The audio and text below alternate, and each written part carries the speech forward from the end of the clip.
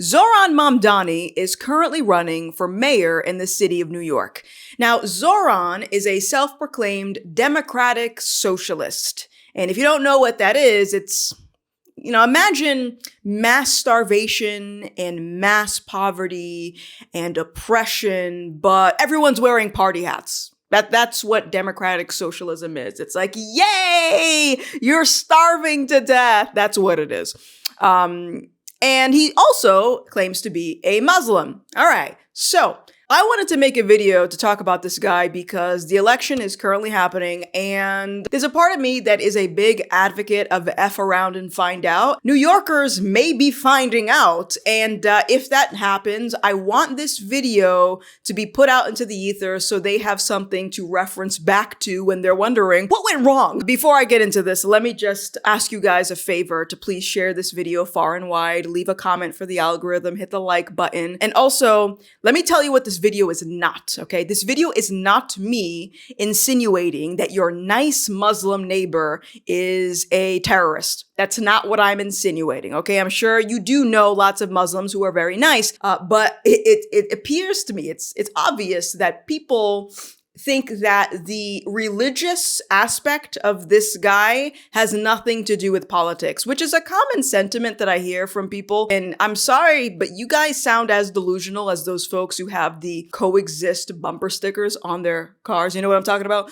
Well, all the religious symbols. Oh yeah, coexist with a religion that wants to chop your head off. Yeah, that makes sense. There will always be overlap with religion and politics. This is just how it is. You can deny it all you want, or I can bring you up to speed so you're not caught off guard when you're,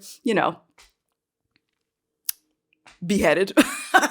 Okay, so let's get into this video. Zohran Mamdani, he's a democratic socialist, called himself a Muslim.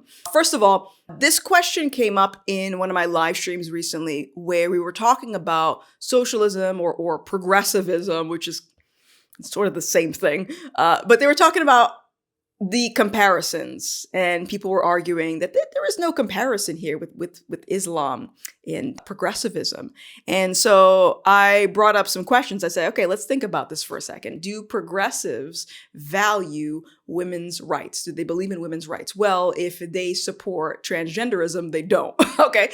If you look at Islam, do they support women's rights? Psh, what is that? What does that even mean? I don't know what that. Have you picked out your burqa, ladies? Have you picked it out yet? Second question, do progressives value free speech? No, they believe there is such a thing as hate speech. And the same goes for Islam. Try burning the Quran. See what happens. Go do it. I dare you. Go do it. Go do it right now.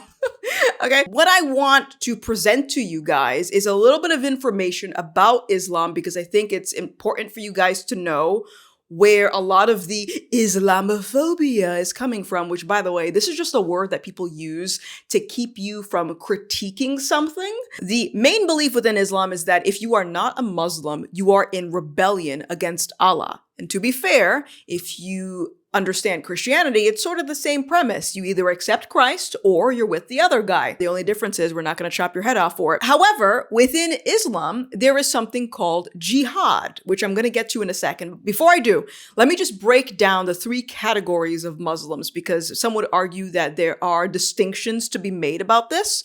And fair enough, you could argue that there are three categories of Muslims. You have moderate Muslims because within the Islamic worldview, people are born into Islam and you're not allowed to leave Islam. If you ever wondered why people flee the Middle East and come to America for a better life, there's your answer right there.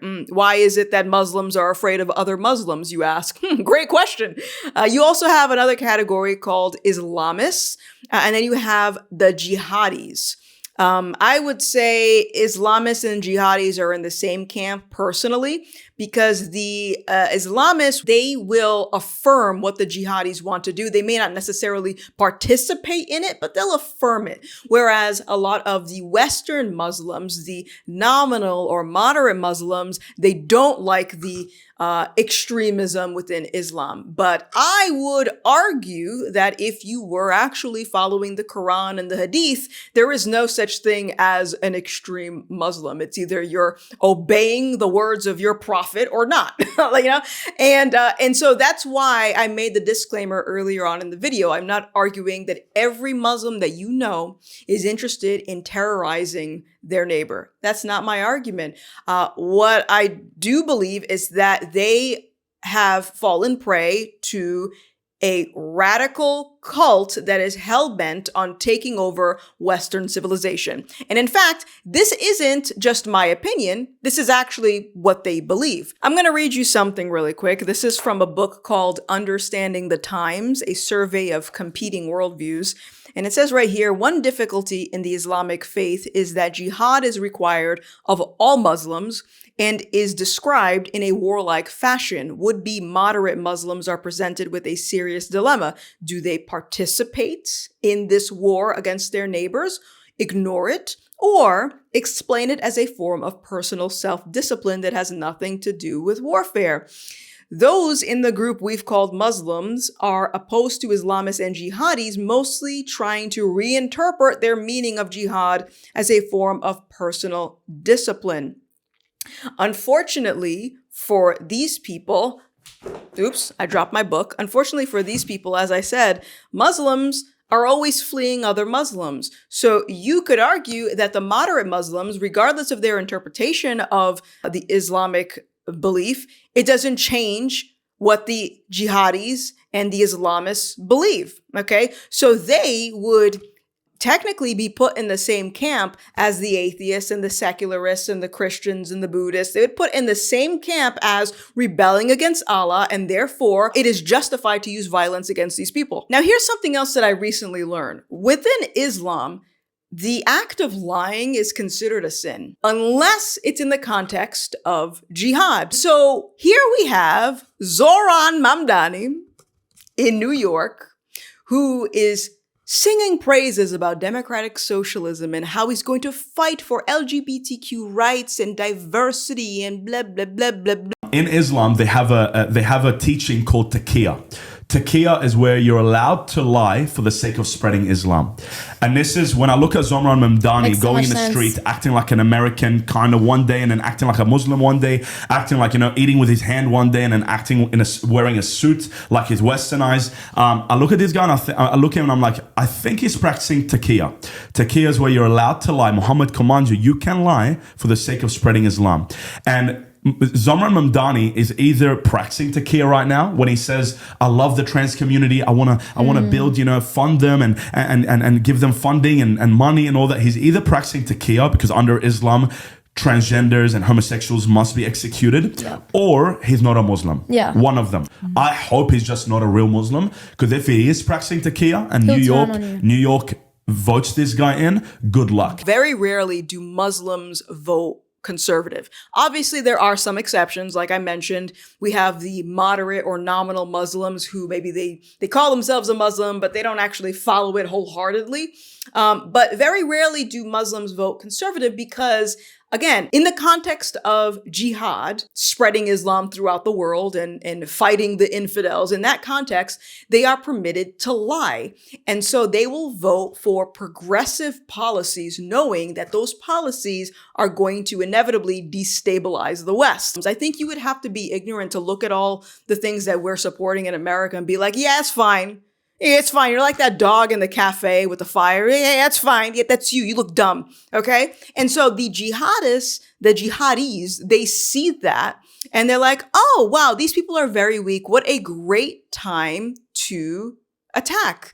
And they can't do it overtly, though. Again, they can't do it overtly because they know that they're going to be met with a response. By the way, side note, people always love to compare Christianity to Islam and say, well, Christians are also violent. Deuteronomy, blah, blah, blah, blah, blah. Yeah, tell me about the Bible when you've never read the Bible. But also, more importantly, they love to bring up the Crusades. But then when you tell them that the Crusades was a response to Islam, it's like their brain short circuits. They can't compute. When I said in my last video, and people got so mad at me when I said this, they got so mad when I said, you either turn back to Christ or you succumb to Islam. And they're like, you're making a false dichotomy. There are more than two options. No, those are your only two choices because that's just how it is. Again, If we recognize that America was founded on Christian values and we recognize how jacked up this country is, the only way for us to reverse course is if we get back to the foundational values that started it all, okay? We are so far gone from what the Constitution was initially intended for. This is where John Adams said that our Constitution was made only for a moral and religious people, specifically Christianity, because it's not compatible with Islam, okay? And so if we either get back to Christ or we're going to succumb to Islam, because the jihadis, they're not going to give you a choice, okay? You either follow Allah and become a Muslim and adopt to their ways, or, you know, at some point, they might just tax you into oblivion, which is another thing that they do when these people say, oh yeah, Muslims and Christians, they can live in harmony together. Yeah, they'll be taxed to high hell until they decide that's not sufficient enough. And then, you know, you guys feel free to form whatever conclusions you want to conclude. I'm just here to present the information to you. And like I said, I am not an expert on this stuff. There are a lot of other channels that I could recommend you guys check out. One of them is Apologetics Roadshow. He's really good, really knowledgeable on this topic. But there's so many other YouTube channels that you can find out there that talk about Islam and what I'm sort of mentioning in this video. But yeah, I'm going to pray for New York. Okay, I'm going to pray for you guys. And